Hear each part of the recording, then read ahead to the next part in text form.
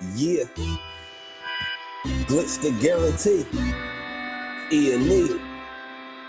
Put your boy shit. Glitch, nigga. Shit, I'm about to flood the streets like when the levees break. Criminal minds, my Garcia can navigate. Flowing while I'm blowing this gas. Nigga, no breaks. Niggas not seeing me ever. I mean, no dates. Fuck around and end up gone. You getting misplaced. E&E, the shit that I claim. You dealing with grace. Took over the game by storm like Rain's mixtape. Thankfully, I've been up in smoke like my mixtape.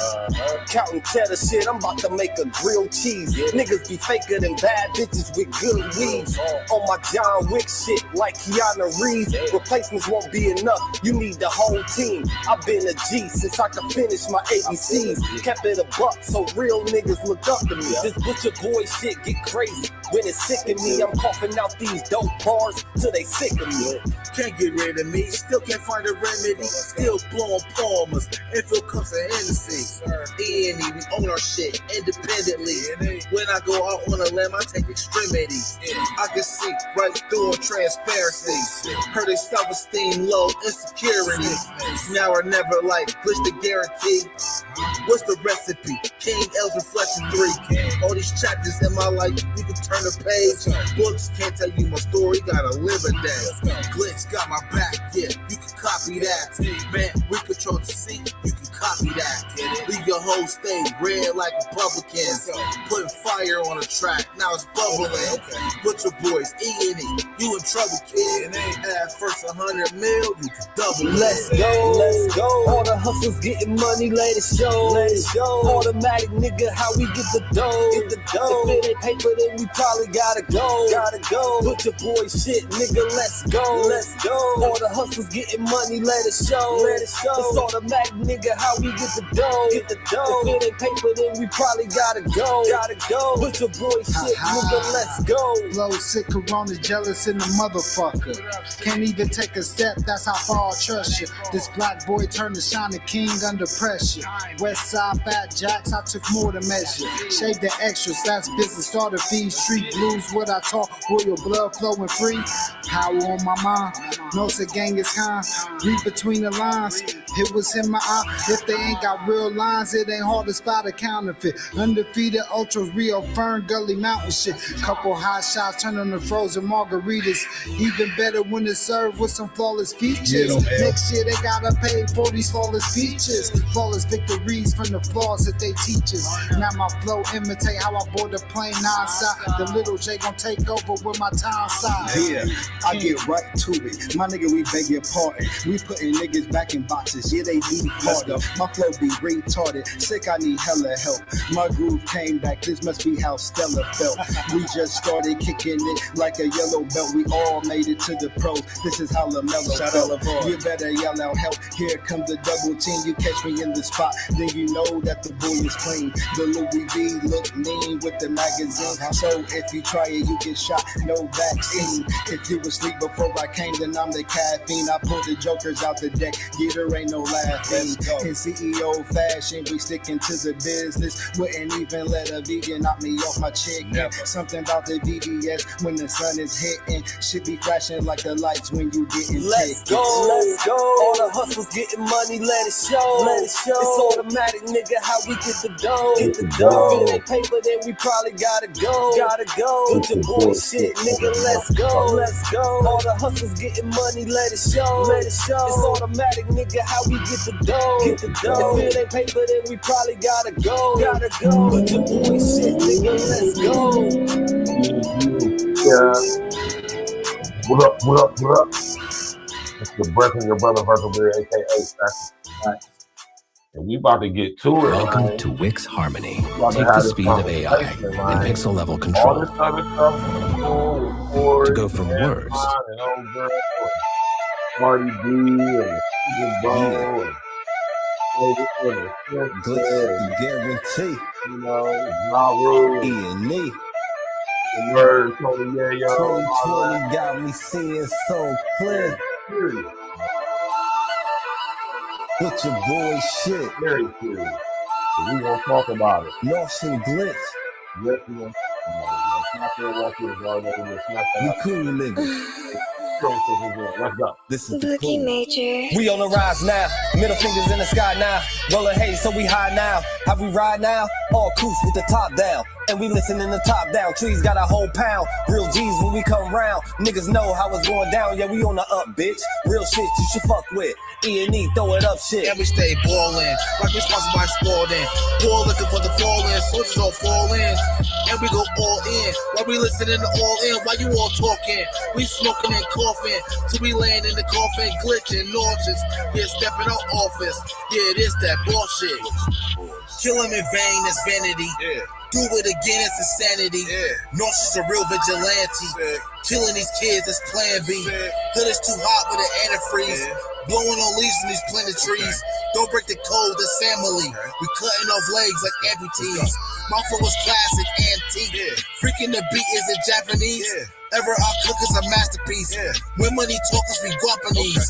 Fire and flame mixed with gasoline. Pass to my sons, that's a legacy. Studied the gang, now they testing me. They dropped the ball, man, that's incomplete. Beat them so bad, make them retreat. All of these gems you can retweet. Play with your boys on repeat.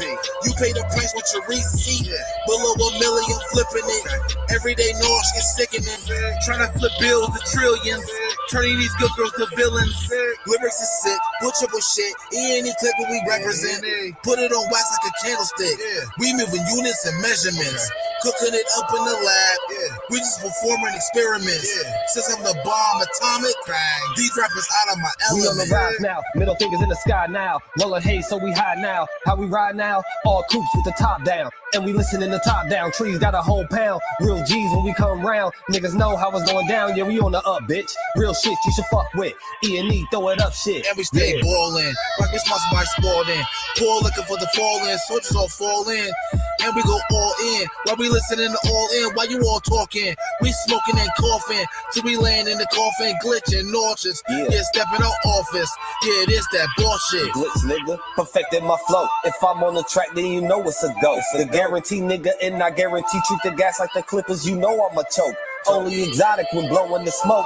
No one ahead of me. I got the recipe. Do this shit easily. This is my destiny. Sick throwing lobs. I'm dunking on everything. Niggas is sick, and I got the remedy. What I prescribe is extra artillery. Get in my zone and start going berserk. I'm feeling like Clay when he went off for 60. With the bullshit, swear to God you can miss me. Best friends with the money, Aaliyah and Missy. I come from the bottom, to try me is risky. Throwing this K like that bitch is a frisbee. Real talk, let me lock in, show these niggas what I do.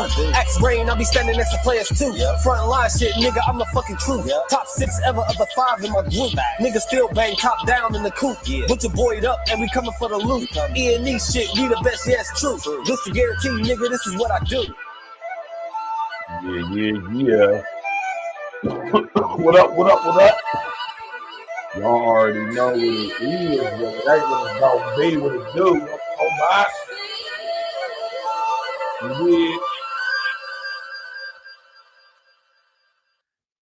Yeah, man, I want to apologize, y'all. I meant to go a little earlier, but I had some things I had to do. And for some reason, I don't know, something going on with StreamYard, man. I don't know what's going on with it, but I tried to adjust the time and it wouldn't let me. And it just let me do it when I got back home. I had some things I had to take care of real quick, and I was trying to extend the show, but it wouldn't even let me do it. But it did when I finally got home, so I said, I'm going to just push it back to 11, and we're going to sit up there and do it like that, man. What's going on? What's good? How's everybody doing on this beautiful Tuesday morning? You did this Tuesday morning. We here. And I just want to chop it up about this real quick, man. All the other crazy stuff going on in the world right now. You know, I'm talking about all the other stuff that we being distracted with. You know what I'm saying? Not taking it, you know, everything has its validity to the extent that it does, but you know, it's other stuff going on in the world, y'all. You know what I'm saying? Other stuff that's important and that I think we need to be really paying attention to, because this plays a part, you know what I'm saying, on what's going to be soon going on over here. And you have to be able to make the correlation. You have to make the connection. You have to be able to understand why this is important. And as far as us in America, why it's important for us to know about this, right? Now, you know, rest in the essence to SAIF, man, you know what I'm saying? He was brutally gunned down about a week ago. You know what I'm saying? And he's the third son, if I'm not mistaken, of MUMAR GADDAFI. He was in, you know what I mean, big boy talks of possibly being the new leader of Libya.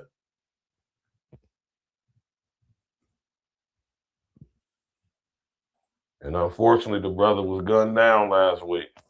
You know what I mean? And if you don't know about it, that's why I'm talking about it, so we can understand what's going on. You know, about 5 days ago, 6 days ago, they bodied this brother. You know, and it's a crazy situation, man. Rest in the essence, the MUMAR.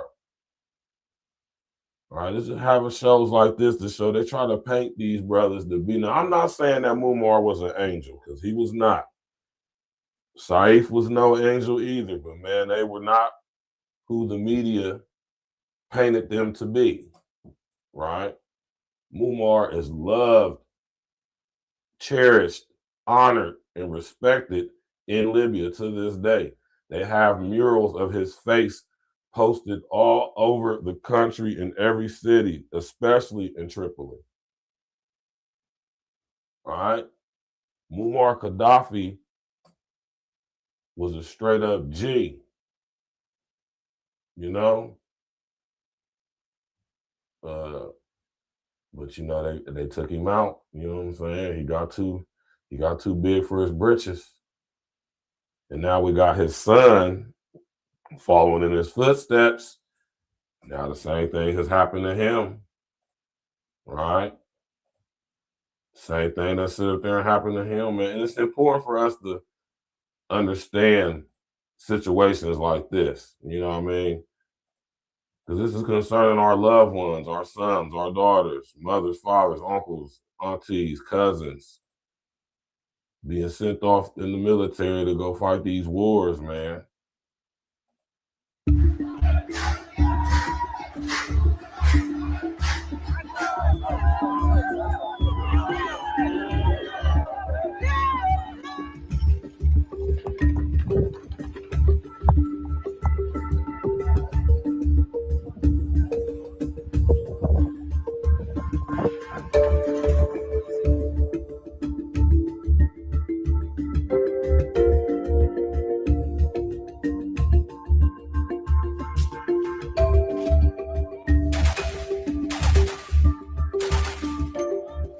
This is our country. We live here, we die here. We will never, ever surrender to those terrorists. Libyan nation is so united now. We are so strong.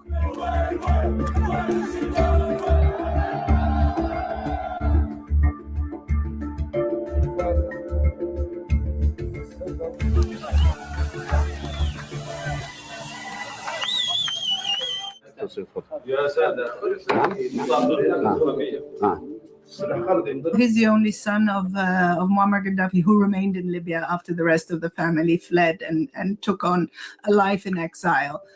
And so he was the only one tangibly on the ground. He didn't have a real political project, but he was aspiring at some point, or at least pretending at some point, to be able to come back to power. And he was leveraging, I think, the nostalgia that many Libyans felt towards the old regime. Certainly, he had some enemies in the country who feared his political standing. But we don't know who actually carried out the assassination. Now that's BS right there. That's utter BS right there. There's no way they do not know who did this. You will never convince me of that. But let's go. Rest in the essence to SAIF.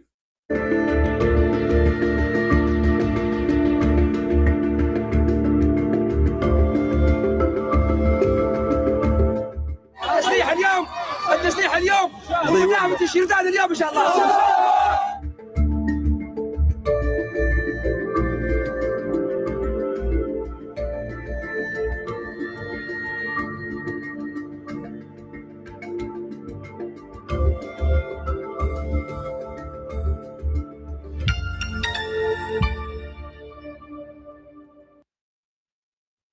Yeah, man, they done sit up there, embody Gaddafi's son, man. You know? Sad situation, y'all, man, for real, man. You know?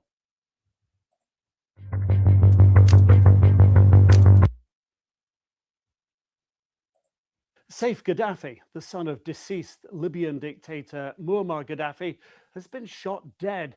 His chief political advisor says a four-man hit team killed him in his house in Zintan in northwestern Libya. According to associates, he'd recently begun pushing for political reconciliation and harbored hopes of a return to relevance. In his heyday, he was one of the most powerful men in Libya, trusted by his father to rehabilitate the North African nation's international standing following Libya's infamous Lockerbie bombing of Pan Am Flight 103 in 1988 that killed 270 people, mostly Americans. He brokered the end of his father's nuclear ambitions as European leaders rewarded the oil-rich nation with business contracts. In 2009, after several years of behind-scenes diplomacy, SAIF helped secure the return of convicted Lockerbie bomber Libyan Abdul Basit al-Megrahi from jail in Scotland. He worked to release reformed jihadists from jail in Libya and soften his father's brutal image. But when the country turned on his father in 2011, eventually deposing and executing him, SAIF threatened the revolutionaries and his former Western allies. He then went on the run himself, fleeing for his life before being captured and taken prisoner inside Libya. By the time he was freed in 2017, the International Criminal Court had a warrant out for his arrest for crimes against humanity. He kept a low profile until his bid for a return to political life. SAIF Gaddafi's team urged the Libyan judiciary, the international community, the United Nations, and human rights organizations to launch an investigation into his death. SAIF Gaddafi, the son of... Right.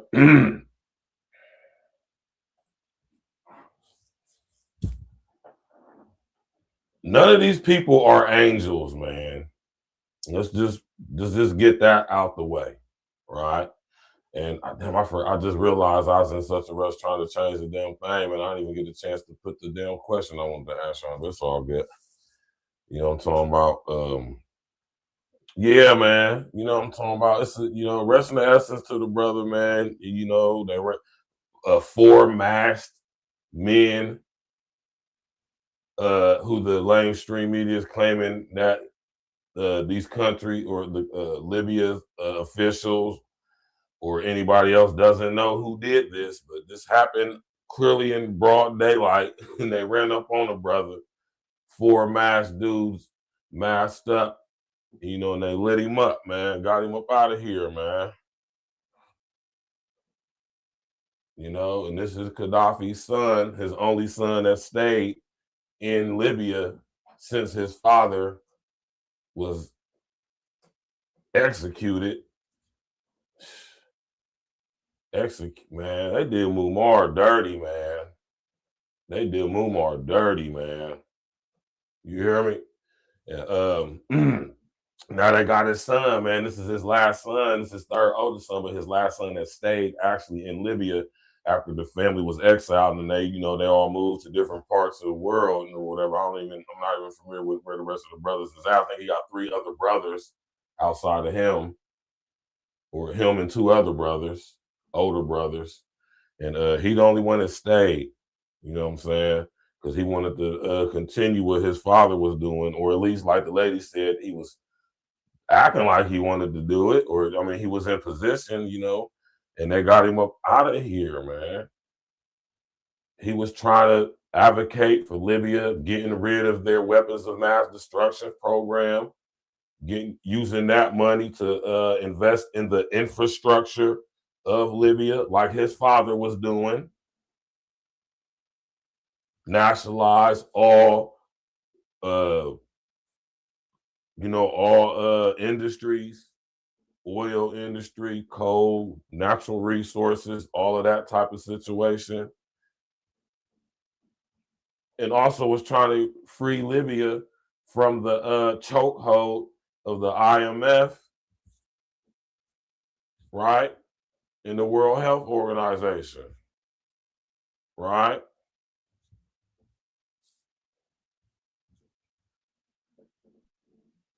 Libya is one of those countries, if y'all remember me talking to y'all about the project for a new American century, Libya is one of them countries that was on that list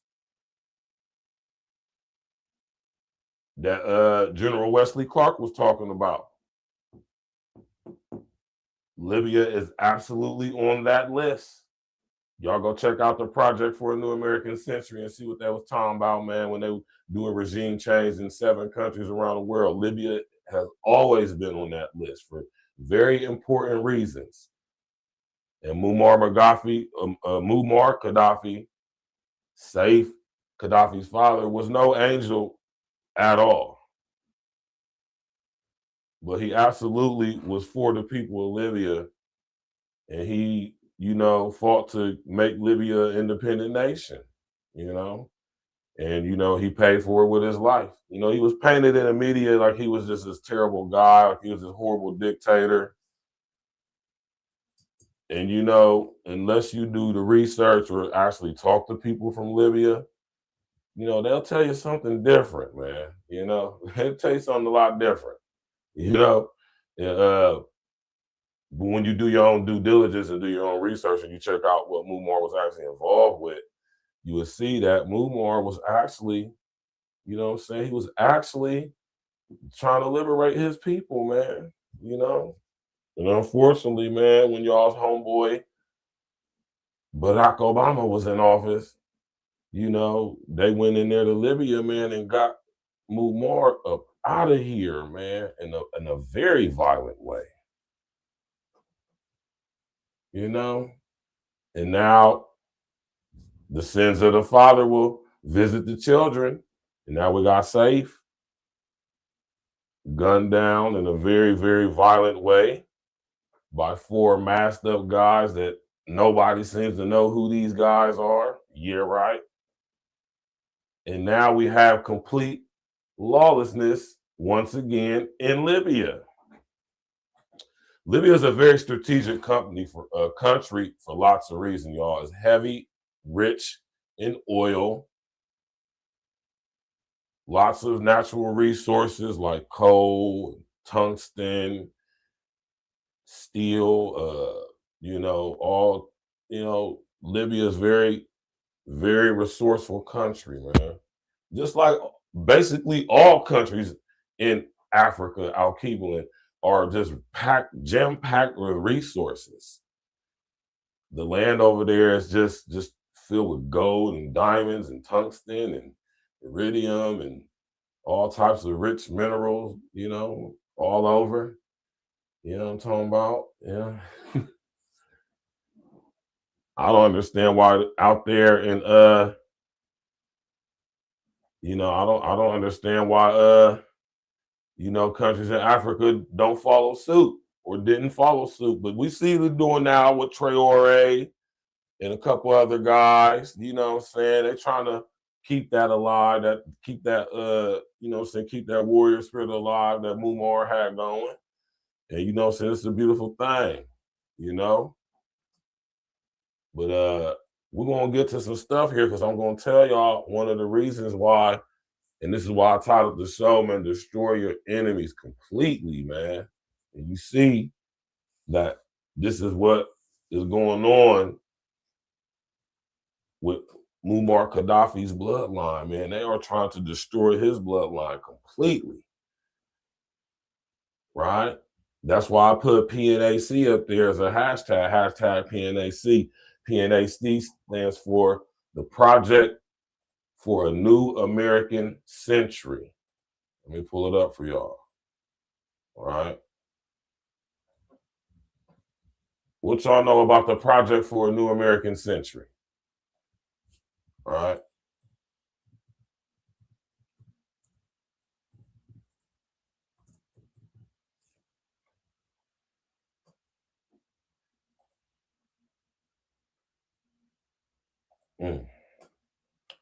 What do y'all know about the PNAC?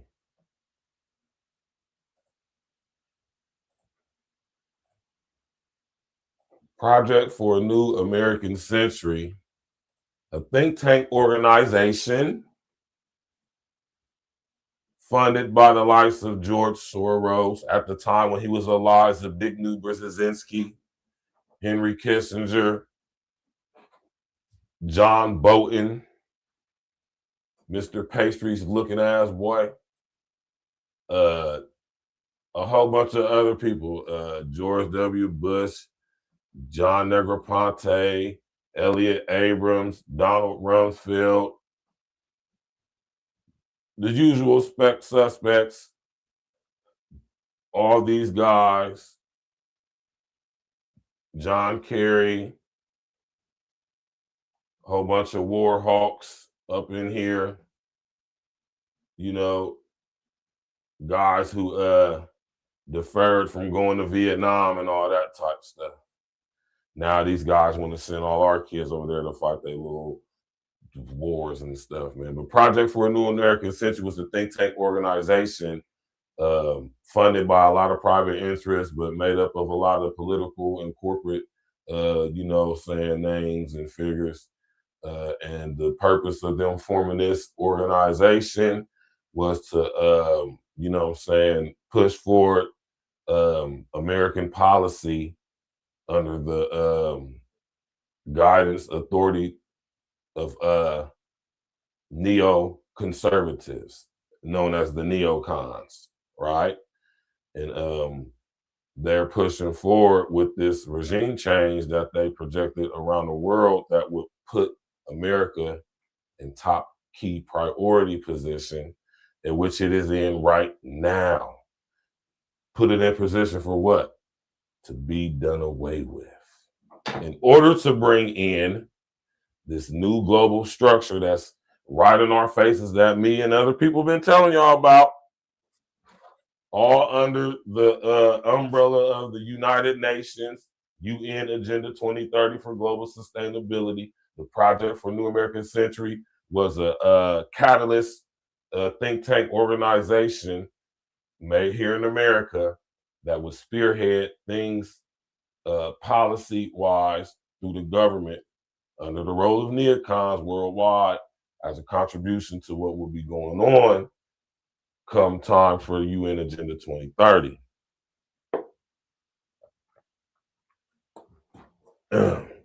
And here we are, 2026, and all the countries that was on this think tank organization's list for regime change, all of them, except for North Korea, have been basically decimated, right, by the powers that be. I think the only ones on the list is North Korea, and I think that's it, if I'm not mistaken. What y'all know about the Project for a New American Century? These also are the same guys who orchestrated. These are the same guys who orchestrated, allegedly, 9/11. Allegedly. I can't confirm or deny that, but if you do your research into such things and connect the dots, it's pretty plain to see, right? And Libya was on that list. Iraq was on that list, right?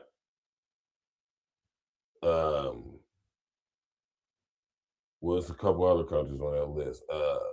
Venezuela is on that list. Let's see, Venezuela, Libya, Iraq. God damn it, China. There's a couple other countries on this. 7-something countries, man. General Wesley Clark was talking about it, you know. And he's like, what's going on? Oh, yeah.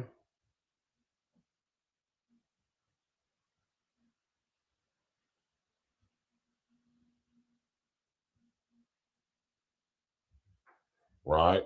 General Wesley Clark. I'm going to play a video from General Wesley Clark. Right. General Wesley.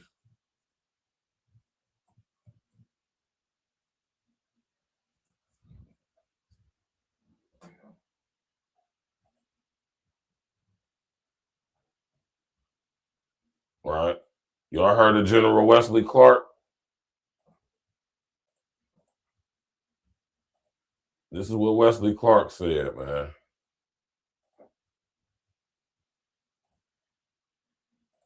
I said, we're going to war with Iraq. Why? He said, I don't know. He said, I guess they don't know what else to do. So I said, well, did they find some information connecting Saddam to Al-Qaeda? He said, no. He says, there's nothing new that way. They just made the decision to go to war with Iraq. He said, I guess it's like we don't know what to do about terrorists, but we've got a good military and we can take down governments. And he said, I guess if the only tool you have is a hammer, every problem has to look like a nail. So I came back to see him a few weeks later, and by that time we were bombing in Afghanistan. Think about the time frame. I said, are we still going to war with Iraq? And he said, oh, it's worse than that. He said, he reached over on his desk, he picked up a piece of paper, and he said, I just got this down from upstairs, meaning the Secretary of Defense's office today. And he said, right. He said this just came from upstairs, meaning it came from Rumsfeld's office. Right. In order to understand where we at today, we got to go back and peep what led up to what's happening right now. Right. And that's what I'm saying. Like my brother Simple say, man, we got to go from the beginning to the 9th inning. You did? This is General Wesley Clark, man. General Allied Forces, man, in Iraq, man. This is a very credible dude. Y'all go read up on General Wesley Clark, man. He led forces in Iraq back in the early 90s and numerous other tours over here in the Middle East, man. General Wesley Clark is a very highly decorated general. I think he's like a 2-star, 3-star general. So he's a very credible source to be, hearing this from. This is a memo that describes how we're going to take out 7 countries in 5 years, starting with Iraq and then Syria, Lebanon, Libya, Somalia, Sudan, and finishing off Iran. Did y'all hear the countries that he just listed?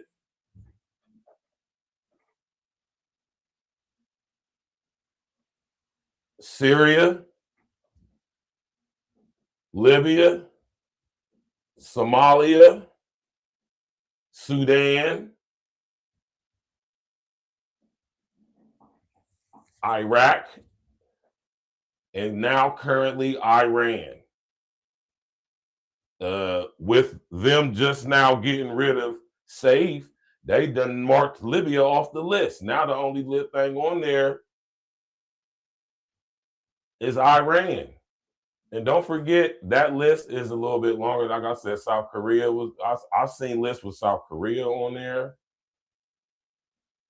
Lots of countries that have been listed for regime change. Right? Now look what has happened as a result. Y'all got to put all this together. Think about all the Africans who are in our country right now. Somalians, Syrians, Sudanese, right? Think about this, man. Y'all got to understand how this plays a part what's going on in America now today that affects us. I said, we're going to war with Iraq. Why? He said, I don't know. And that's how everybody in the audience start laughing. And I'm like, that's not funny. You know how many people died, man? He said, I guess they don't know what else to do. So I said, well, did they find some information connecting Saddam to Al-Qaeda? He said, no. Saddam was not connected to Al-Qaeda.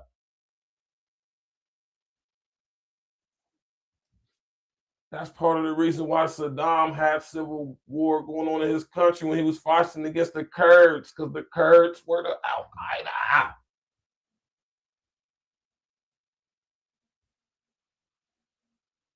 What y'all think Saddam was doing back in the day, man? Who y'all think Saddam was going at against when he was going against the Kurds, man? Who you think the Kurds was, man? Right? Let's go, man. Shout out to General Wesley Clark, man. I think Wesley Clark's still with us right now. He says there's nothing new that way. They just made the decision to go to war with Iraq. He said, I guess it's like we don't know what to do about terrorists, but... We don't know what to do about terrorists. Listen, y'all, and I want y'all to pay attention to that. Shout out to Wesley Clark, man, for having the gonads to have this conversation. And I forget what platform he was on when he was talking about this. But shout out to Wesley Clark for bringing this and pointing this out, right? We don't know what to do about going after terrorists because there were no terrorists to go after. Saddam did not have weapons of mass destruction. He just did not. Saddam was off of their radar. They wasn't even thinking about Saddam, right? Or should I say, he's always been on their radar, and they're always thinking about Saddam ever since what happened back in the day with, after President this time, George W. Bush, his father, George H.W. Bush, who's now not with us anymore, Poppy Bush, as they call him. You know, it's like payback for that. Because y'all got to understand that Iraq is pivotal in what this system that's coming in. It was pivotal in them gaining control. When I say them, I'm talking about the people that really run stuff. The people who can make Saddam Hussein looked like 1 billion times worse than he actually was. And y'all see what they did to Saddam. So Iraq crossed off the list. Look at these countries that was on this list, man. We got a good military and we can take down government. We got a good military and we can take down governments. We got a good military and we can take down governments. Y'all have to understand what's going on. And this was the crux. This was the catalyst events and moments in history in our country that lead up to what's going on now. And now that SAIF has been taken out, now they can now mark off Libya from their list of countries for regime change. And now they only got one country left. And that is Iran, the big bad bully, big bad goonie Iran, which they're telling us just declared war on us, allegedly, in some sort of ways, not too long ago. Remember I just did the show where there were rumors of war? Right? Let's listen to Clark. Let's watch him list these countries. And he said, I guess if the only tool you have is a hammer, every problem has to look like a nail. So I came back to see him a few weeks later, and by that time we were bombing in Afghanistan. I said, are we still going to war with Iraq? And he said, oh, it's worse than that. He said, he reached over on his desk, he picked up a piece of paper, and he said, I just got this down from upstairs, meaning the Secretary of Defense's office today. And he said, this is a memo that describes how we're going to take out 7 countries in 5 years, starting with Iraq, and then Iraq, Syria, Lebanon, Libya, Somalia, Sudan,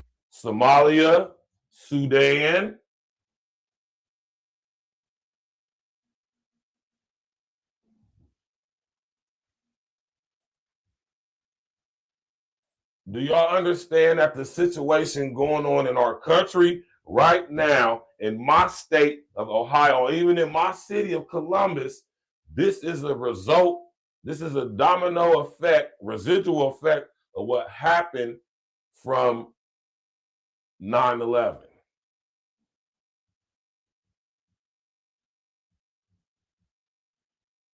Somalia is a country that was on that list for regime change. What is currently going on in Somalia now, and as a result of this, what has happened in our country as a result of all these Somalians being allowed to come over here for the past 30, damn near 40 years, when all of this stuff started.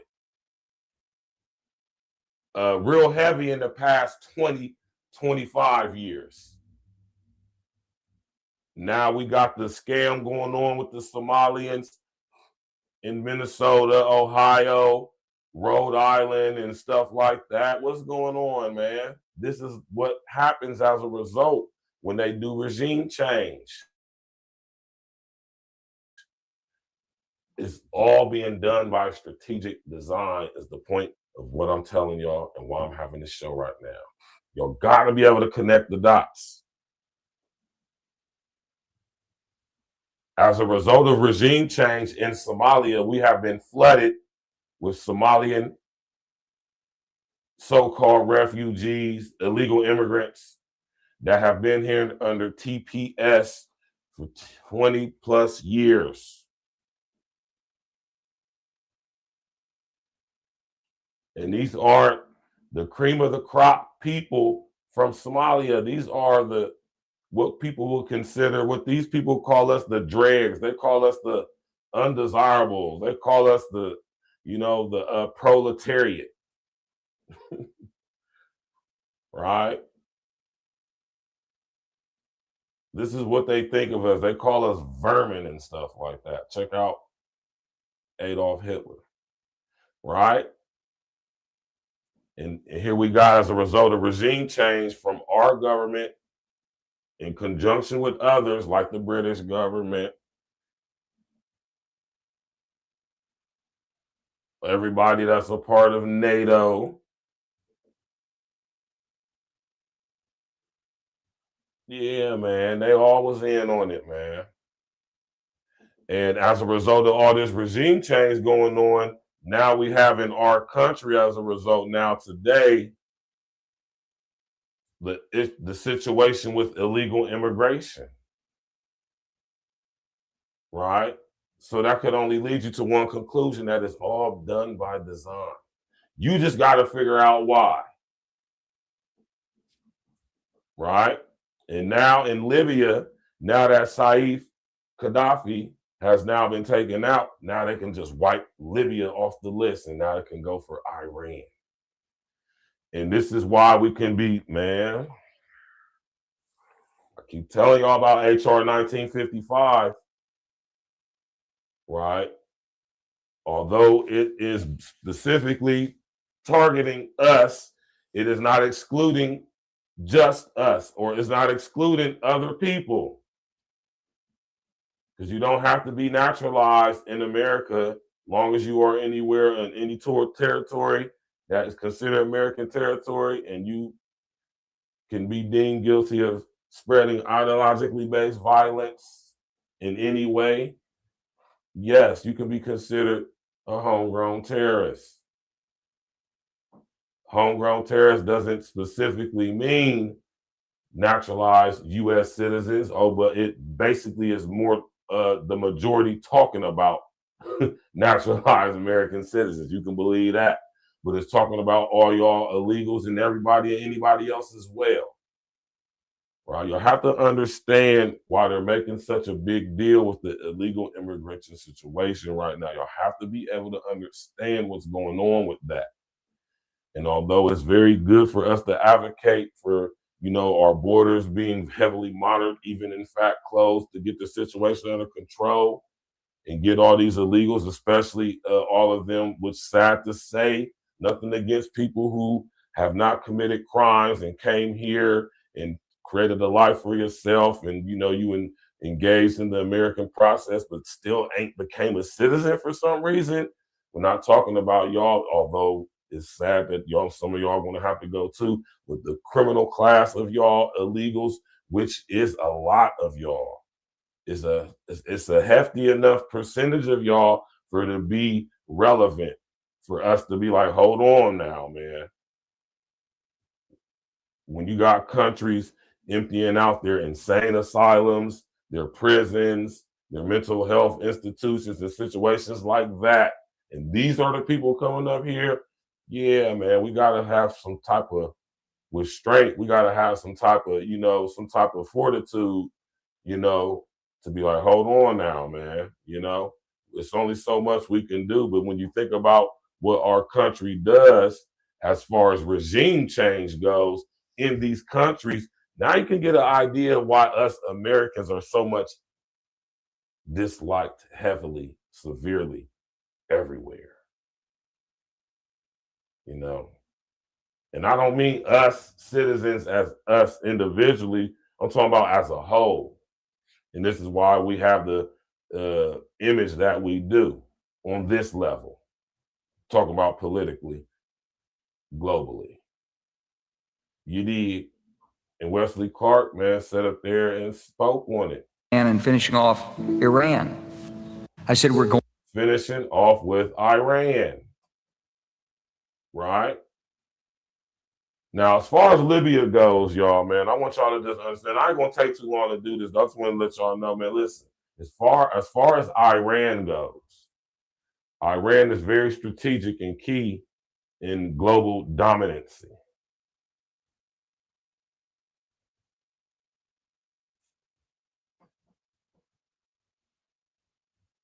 Right? Hold on, I'm about to play this video for y'all, man. Pay attention to what's going on, y'all. Right?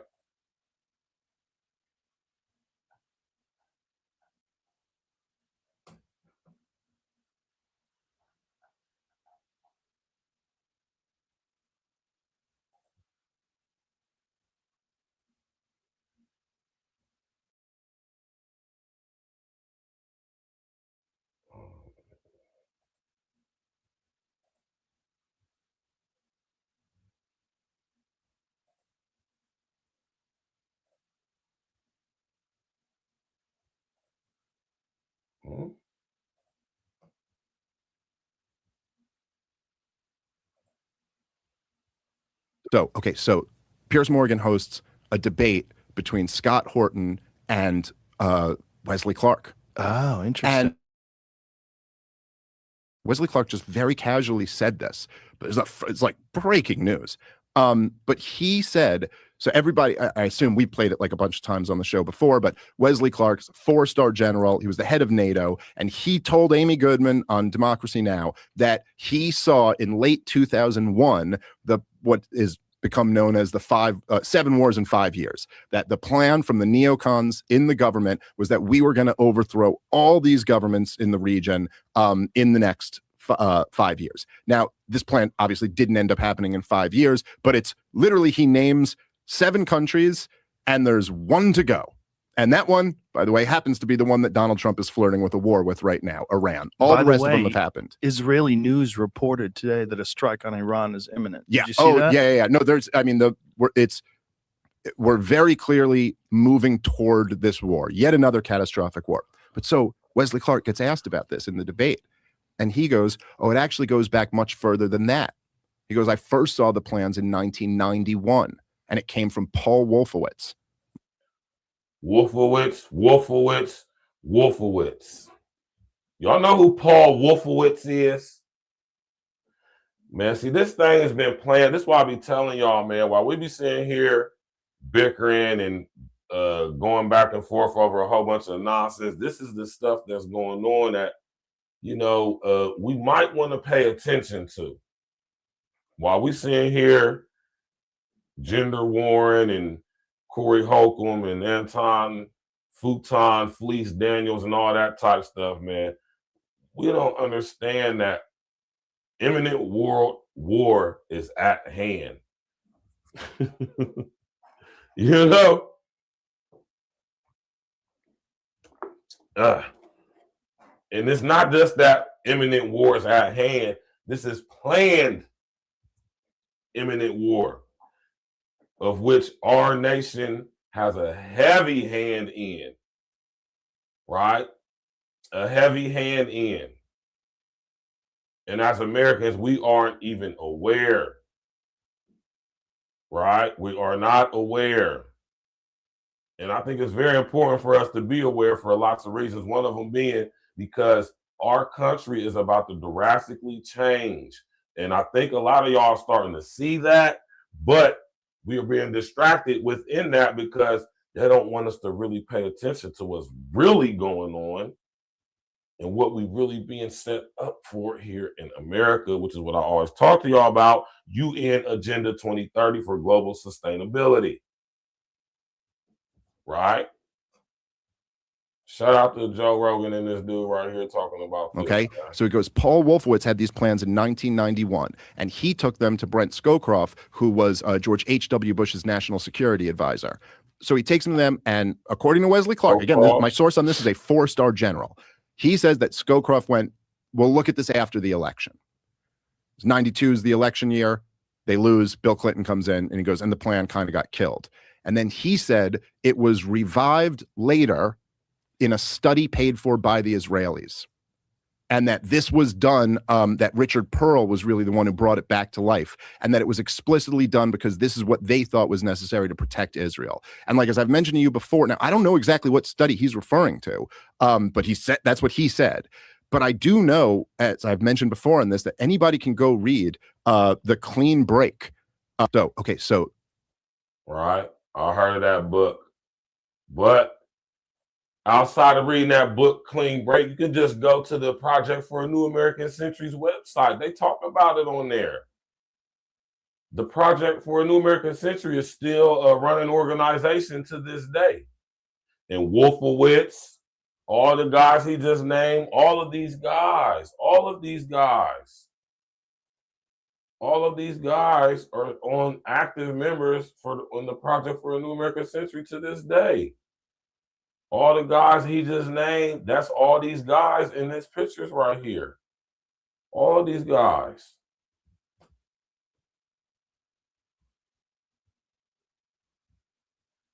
All of these guys. Look, a lot of these people aren't even alive anymore. You got Joe Biden, George H.W. Bush, his son. You got Rumsfeld, you know.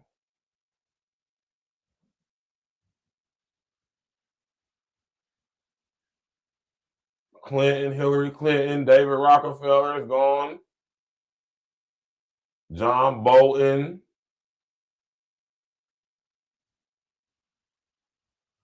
You know, John Kerry. Look at all these people, man. I can't remember this girl, this lady right here, man.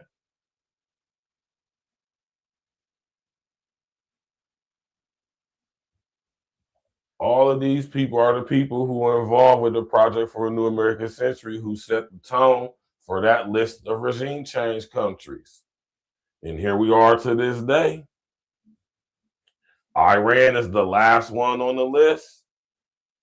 Libya, out of there. Iraq, out of there. That's 2. Sudan, out of there. Somalia, out of there. Right?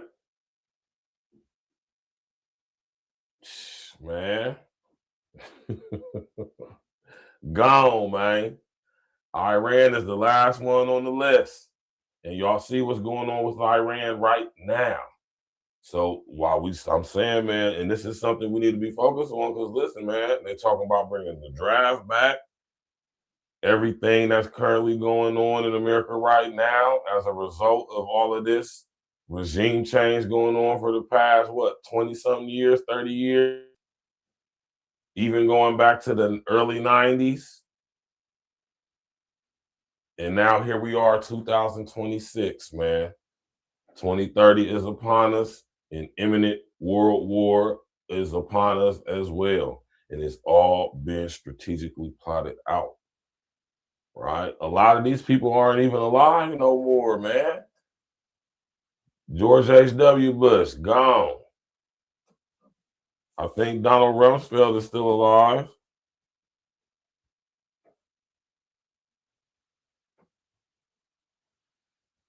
Nope, Donald Rumsfeld died too. So we got Donald Rumsfeld. Donald Rumsfeld died in 2021. George H.W. Bush just died a couple years ago.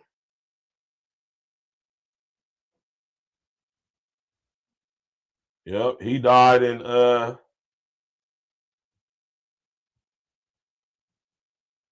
let's see, George H.W. He just died recently a couple years ago. Yeah, he died in 2018, right before, a couple years before Rumsfeld. Oh, Poppy Bush been gone for about a good 7 years now, about a good 8 years now. So George H.W. Bush gone, Donald Rumsfeld gone, David Rockefeller, he's gone. Cheney, I think, is gone.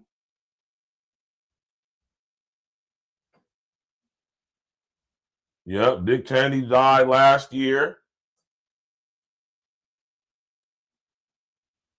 Oh, a lot of these guys are gone, man. David Rockefeller died a few years ago.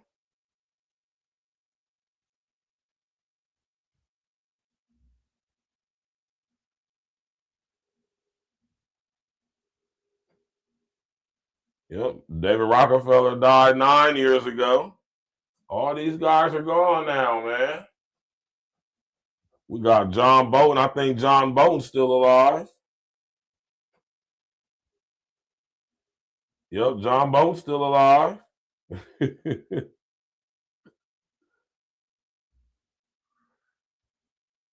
Yep, John Bolton's still around. Yeah, y'all, man. And here we are today, Iran on the chopping block. And the key to getting Iran out the way is they got to get rid of and now that SAIF is gone,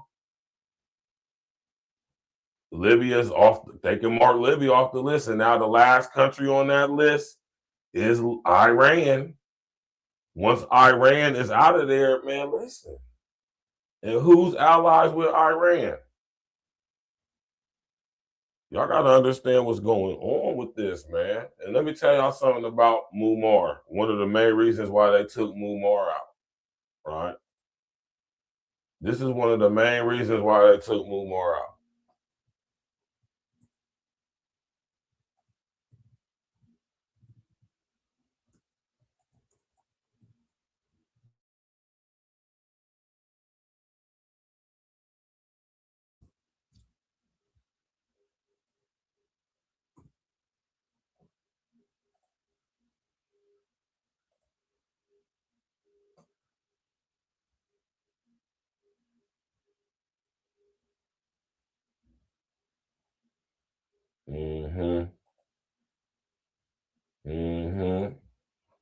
Yeah, I done talked to y'all about this plenty of times, man.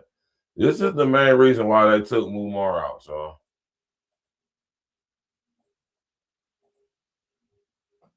All right.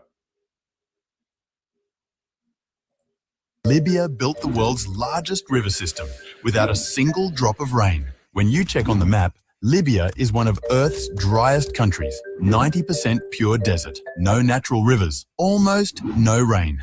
Nearly everyone lives crammed on the northern coast. But in the 1950s, they discovered oil. The economy boomed, the population exploded, but water was still a critical emergency. Desalination was too expensive. Importing water meant depending on other nations. For Libya, that wasn't an option. Then, by pure accident, something extraordinary happened. While drilling for more oil deep in the desert, engineers accidentally discover something mind-blowing. Massive underground aquifers filled with fossil water trapped there since the Ice Age. And I'm going to talk to y'all about this too. Go look at my archive of live videos. I did a video talking about primary water. This is one of the main reasons why they took MUMAR out. MUMAR tapped into something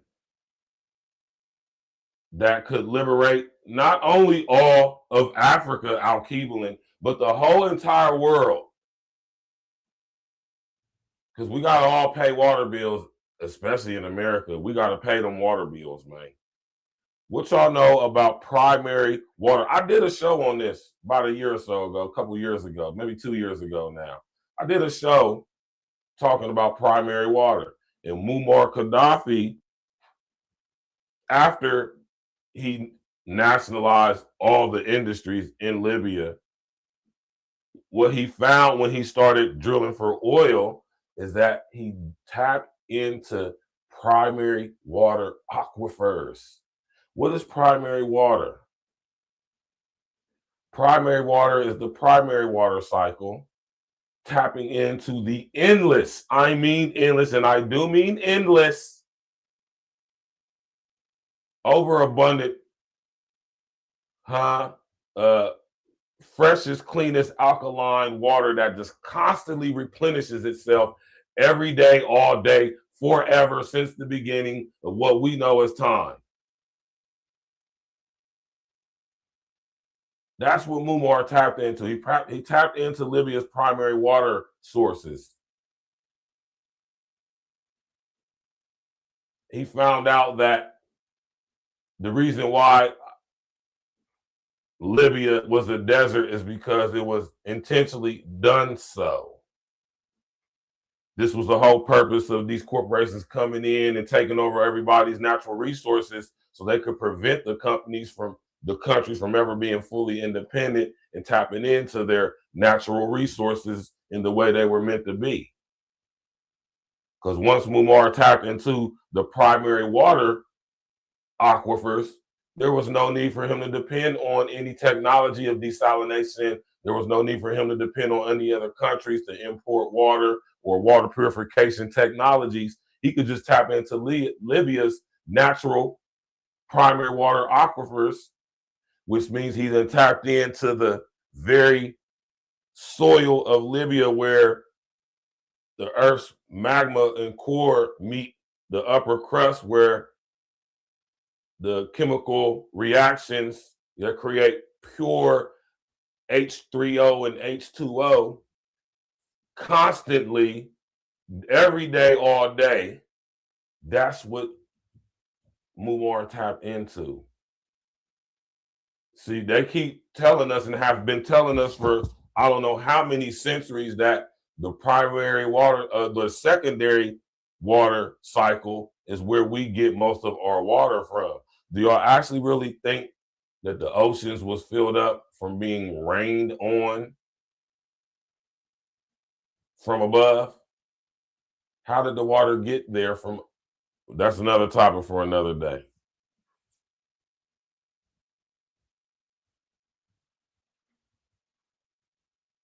Right? That's another topic for another day. But yeah, though, man, Muammar tapped into the primary water sources. And he was about to teach all his homeboys from around the area through the whole Sahara of, see where we going to? The Sahara wasn't always a desert, y'all. How could it be? It was made to be like that. How did it get like that? You go all through these Northern African countries, the writings on the wall tell you what happened. That's why that's the saying to this day, the writings on the wall. What happened is on the walls. You did. Smash that like button, click on the bell, subscribe to the page, share on your social engineer, man. Some of it is over 30,000 years old. Gaddafi launches the Great Man-Made River Project, the world's largest irrigation system. The scale is absolutely insane. 4,000 kilometers of underground pipelines, 1,300 deep wells punching into ancient reservoirs, moving 6.5 million cubic meters of water daily from the Sahara to coastal cities. And it cost $25 billion, funded entirely by Libya itself. Funded entirely by Libya itself, not the help of any of these organizations, not the help of no other country, not the help of no banks. All because Muammar nationalized all the country's resources and industries, which means the government controlled them, and they did with the profits from selling them on the open market what was supposed to be done by reinforcing the infrastructure of Libya. And they try to paint a picture of us to move about MUMAR as if he just was this dictator.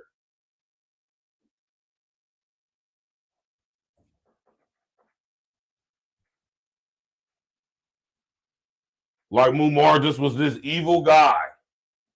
Not saying that MUMAR was an angel, man. None of us are, man.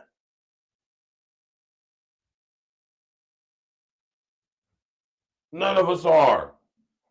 But man, MUMAR was trying to do what was right by Libya, man. He did what was right by Libya. He did what was right. He didn't do like how all the people before him in Libya did, and how all the people before people in Iran did, and Iraq and wherever else, Somalia. He didn't sell the people out and the natural resources and the industries out to the world, the International Monetary Fund, to the banking structure. He didn't do that. He nationalized it so the people of Libya can have free health care. All the women who wanted to go to school for nursing went to school for free. He started he built the man-made river project, which could be considered the 8th wonder of the world. He took the people in the country of Libya off of the credit, oil reserve, cash reserve, American dollar system, and put them back on the gold system, the gold standard, because Libya is chock filled with gold, man. Thousands and thousands of miles underground is just gold reserves, man. MUMAR was a G, man. MUMAR was like, man, nah, we don't need y'all, man. And he was showing his other brethren around Northern Africa as well as other areas of Africa, listen, we don't need these. Listen. And on top of that, MUMAR also tapped into other things, man.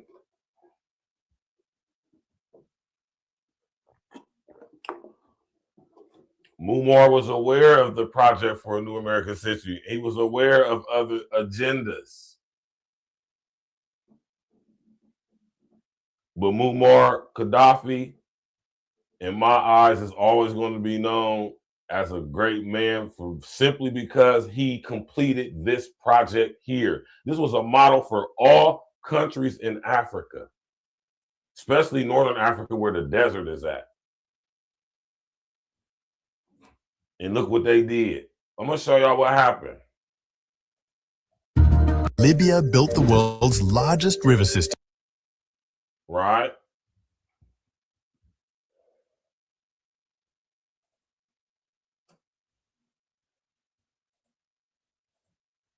The U.S. came and bombed the man-made water, right? Yes. Man-made river. River project. Yeah, it's called the man-made river project because it basically was transporting this water, but it was through pipes. And the U.S. did do airstrikes against Gaddafi for this on this project under the pretense of these sites were being used as launching grounds for terror operations. But they did stop these strikes because there was no grounds. The UN nobody could find really evidence of this. But since his downfall, militia groups have taken over these sites as always. The U.S. came and bombed. Huh? Did y'all hear that? So when U.S. forces was going into Libya, that was at 2010, when y'all's homeboy was in office.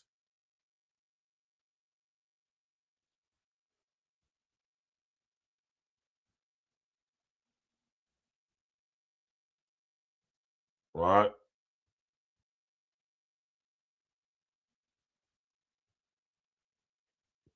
October 20th, 2011. I remember this because I was in a joint. This when I was in Ross. And I remember when this happened. Y'all's homeboy Barack Obama was in office at the time, right? Yeah, y'all homeboy Barack Obama is the one who sent forces into Libya and totally decimated the eighth wonder of the world, the largest project of its kind, the man-made river project, which was absolutely not used for any type of terrorist nothing. No, no, no. It was the world's largest irrigation system that pumped pure, clean, unadulterated. I'm talking about high alkaline, the healthiest water you could possibly put into your body, primary water, to literally all Libyan citizens. A desert nation, which wasn't always a desert nation because it sits on primary water resources that are constantly replenishing themselves over and over again forever. One of the reasons why they go into all of these countries for regime change. Because, and another reason why over here in our country, we got primary water aquifers in our country. Primary water is all over the world. And they tell us we're having a water shortage.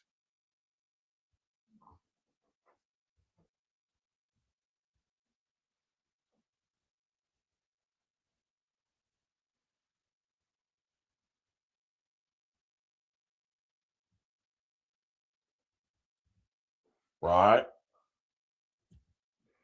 The first thing Barack Obama did when he sent U.S. forces into Libya was to bomb the man-made river project.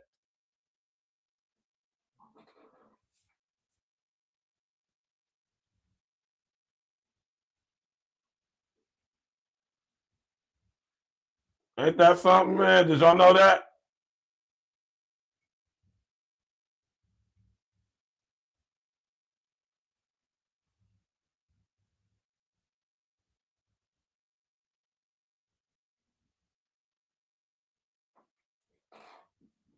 Right? Do y'all understand that y'all's homeboy, Barack Obama, the first thing he did when it came to getting our boy MUMAR Gaddafi up out of here was bomb the man-made river project.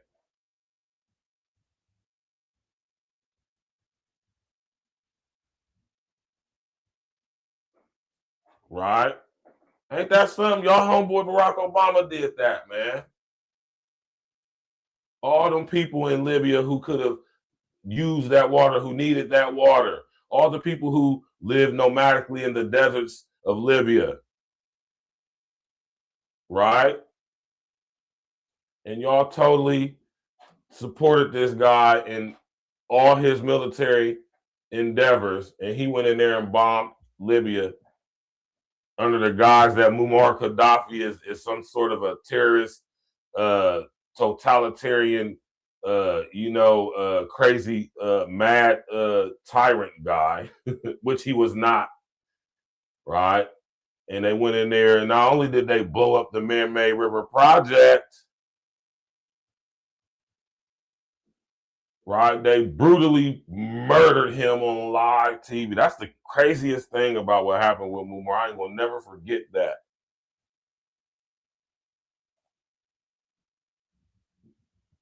Let me let y'all listen to this young, look like a young Libyan brother saying this. The man-made water, right? Yes. Man-made river. River project. Yeah, it's called the man-made river project because it basically was transporting this water, but it was through pipes. And the U.S. did do airstrikes against Gaddafi for this on this project under the pretense of these sites were being used as launching grounds for terror operations. But they did stop these strikes because there was no grounds. The UN nobody could find really evidence of this.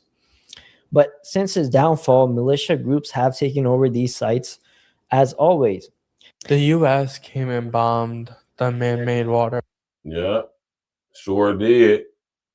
So when it comes to young SAIF getting taken up out of here, y'all, right? You know what I'm saying?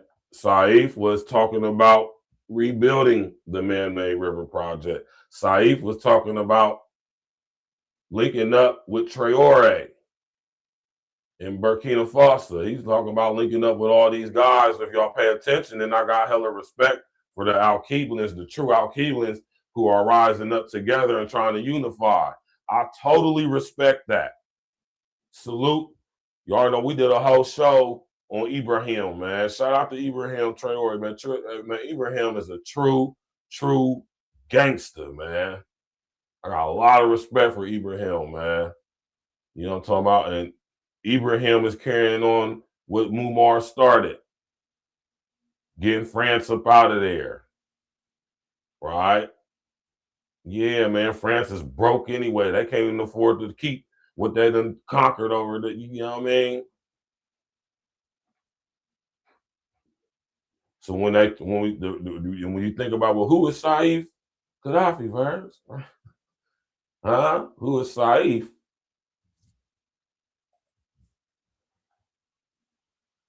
Talking about MUMAR, son?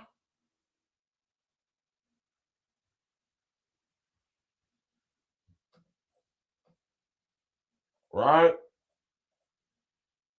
Y'all talking about MUMAR, son? Yeah, MUMAR was trying to, MUMAR definitely put on, and Saif was trying to carry on the legacy, man, but yo, they got him up out of here. They put him in prison. They had to let him go because basically they ain't had nothing on him and they was putting the press on him, right? Or the press was getting put on, you know what I'm saying, the country of Libya because, you know, they ain't had no rights to really have him locked up like that. He didn't break any laws for real. And now here we are with our current situation. We got Libya,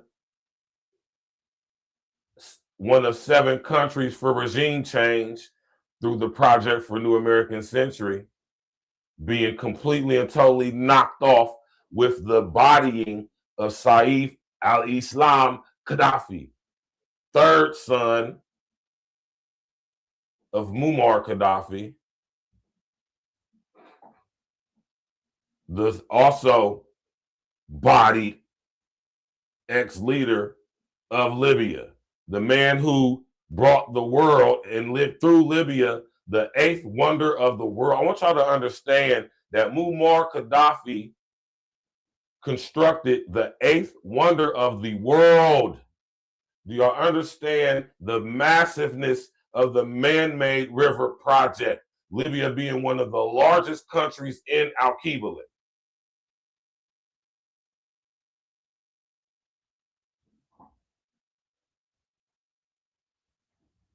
Now that Libya is knocked off of that list, the last one on the list is Iran.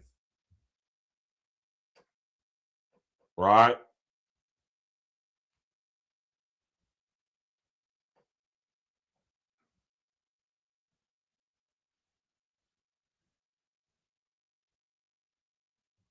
Right?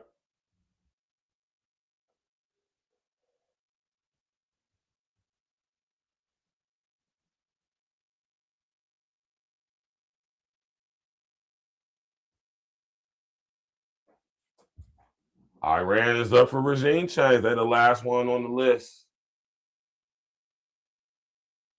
Right? They're the last one on the list, man. Masoud Pezeshkian,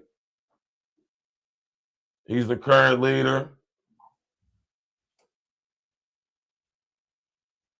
He's the former Minister of Health.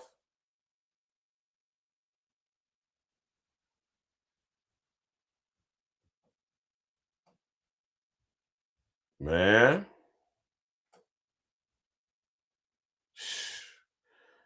Man, these people is ready to they like whatever, man.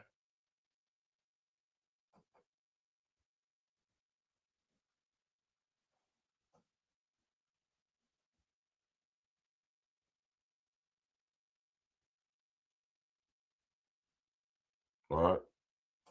Iran poses a multifaceted threat to the U.S. through its support for terrorism, development of advanced missile and cyber capabilities, regional proxy activities, destabilizing the Middle East, and efforts to achieve nuclear weapons, leading to U.S. sanctions, military deterrence, and diplomatic tensions, with concerns over attacks on U.S. forces and interests.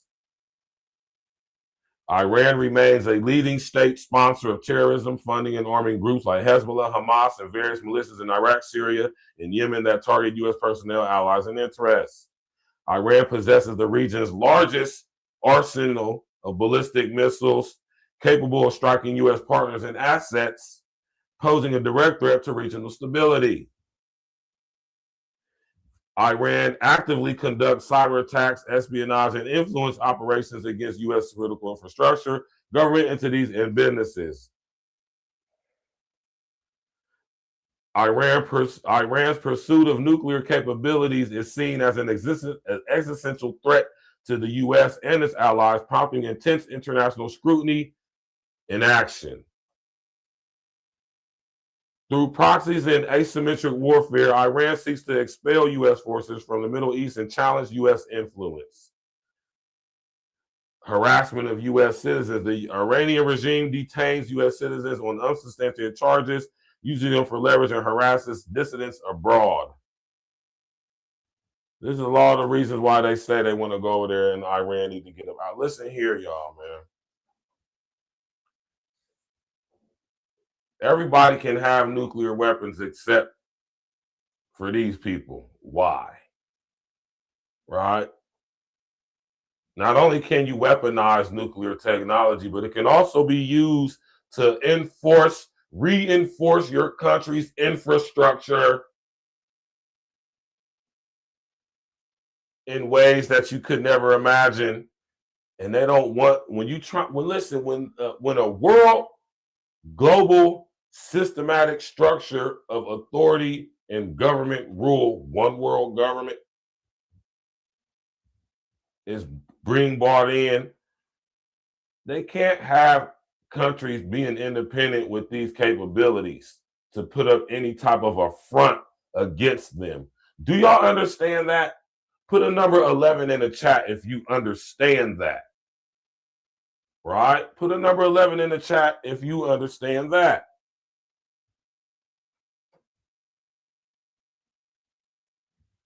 I mean, I want y'all to really get a comprehension of what's going on, y'all. We sit here being distracted by so much stuff. Meanwhile, we about to be at global war. Global war.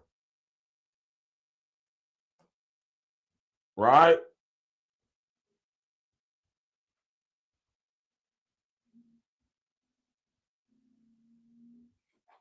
Global war.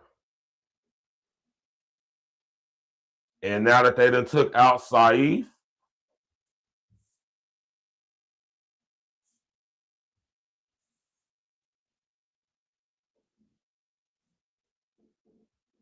got him out of there. He was the last hope for the people of Libya, man.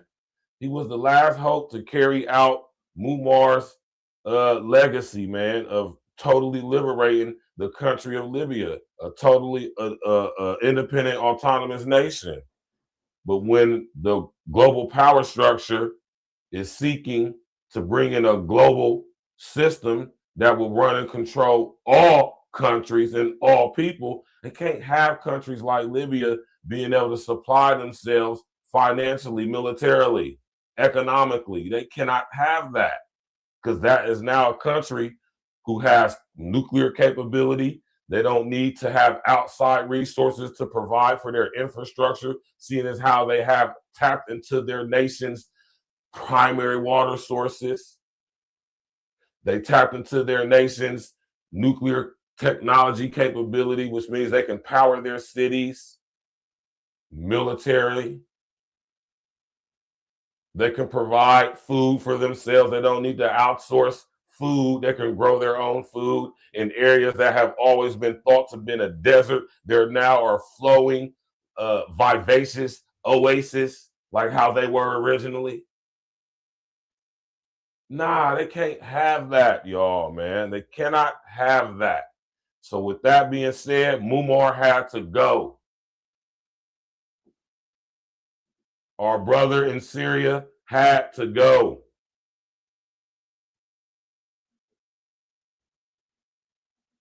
Saddam had to go. Y'all see what happened in Somalia? Y'all see what happened in Sudan? And here we are to this day. All these Somalians in our country now are here as a result of regime change in Somalia by none other than the Project for a New American Century, which is mostly, or should I say, all American citizens. All Americans make up the Project for New American Century. They call themselves the neocons. As y'all see, not only conservative politicians were a part of that, there also were some democons, of which y'all's homeboy Barack Obama is to this day. So is Hillary Clinton. So is Joe Biden. So while they seemingly act like they beefing with each other and they don't get along when they running for presidents and stuff like that, meanwhile, behind the scenes, they are all part of think tank organizations made up of democons and neocons called the Project for a New American Century. And as you see on this list, you see Republicans and you see Democrats who are members of this still functioning organization to this day.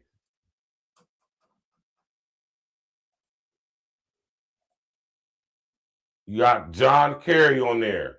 You got Joe Biden on there. You have Hillary Clinton on there, Barack Obama on there.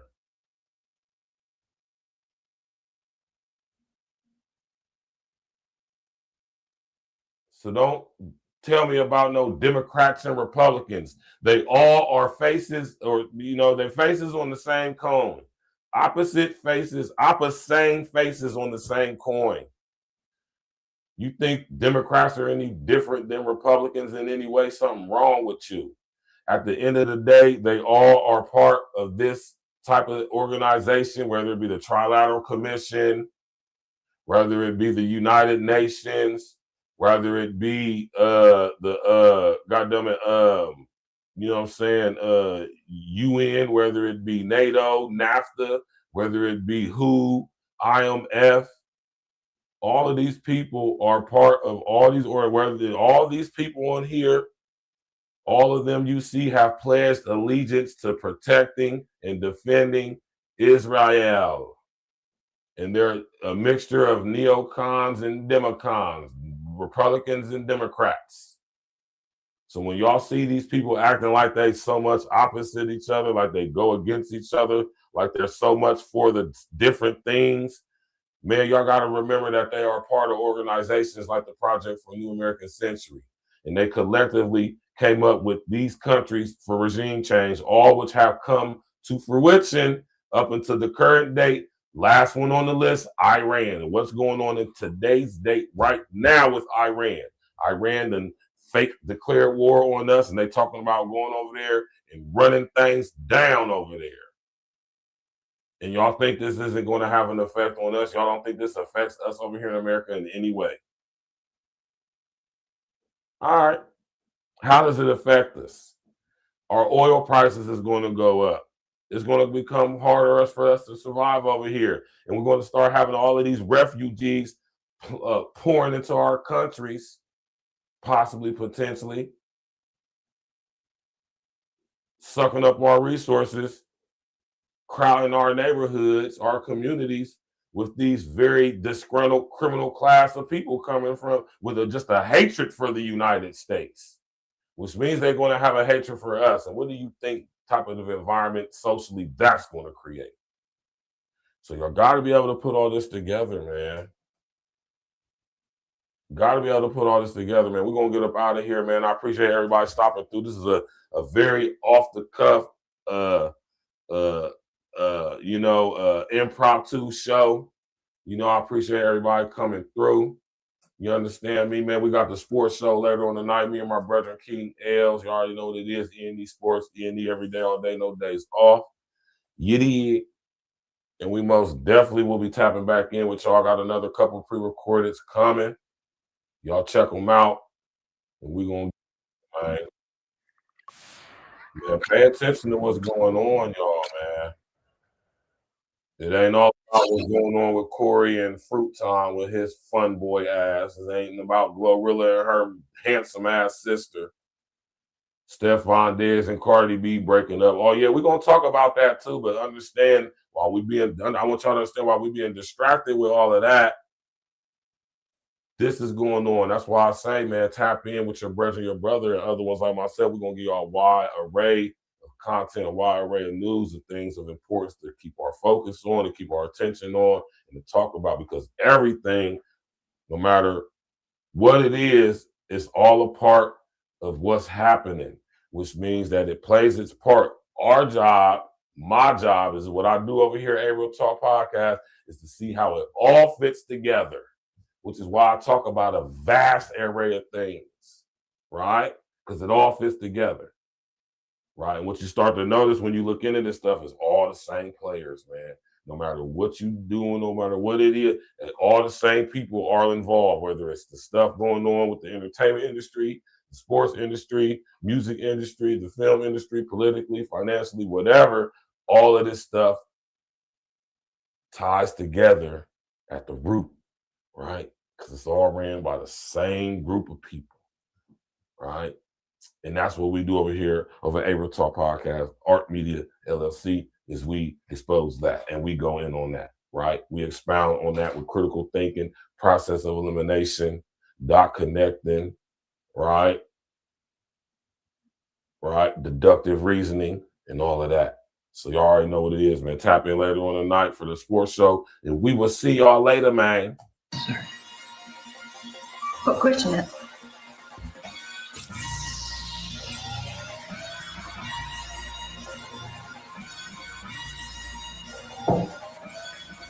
Spend your hat. Task Force, Black Force, we the tag team. If it's a nightmare, then it must be a bad dream. E&E, running our lanes like a track meet, skipping over hurdles.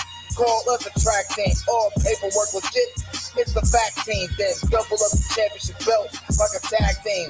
Black on black, yeah, it's a black thing. Black jewelry shining on all of our black kings. All black everything, we got black tea. All black coffee, man, I don't add green.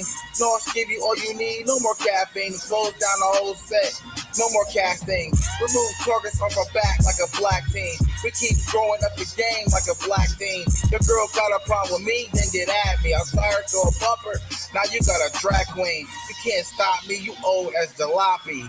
This is past me, and I got it photocopied. Caught up on film flow, trash and sloppy. Trying to attack me, you a carbon copy. I see the heat like 10 mini blocks, and I charge for a hook, put me in a penalty box.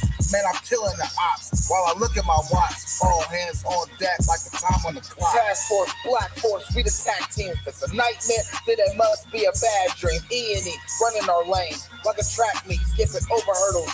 Call us a track team, all paperwork legit. It's the fact team, then double up the championship belts like a tag team. Black on black, yeah, it's a black thing. Black jewelry shining on our black Keep things. my grass cut low to catch a glimpse of the snakes. Devilish serpents with purpose to steal your cake. Smiling in your face while they got their eyes on your safe. Yeah. Boy, that hatred, man, they make you do some foul things. Switch up on your niggas like the numbers when the Dow change. When I'm with familiar, still a grind like a broke. Take it for granted, should be gone in the proof of smoke. Better put your plan in action, niggas get you used to hope. Formulated the plan, calculated the steps. 2020, my vision, see my way to the check. Only way is up, I made my way to the steps. Let's go. Look, only way to move is building kingdom shit. Niggas won't make a move, want you to bring them shit. But God bless the child that can hold his own. They want to give you numbers in his cell like a mobile phone. But fuck a cop, any wicked, you this was just fuck. Cause niggas on the edge, there for you to push. Bullets loaded tight up in that magazine.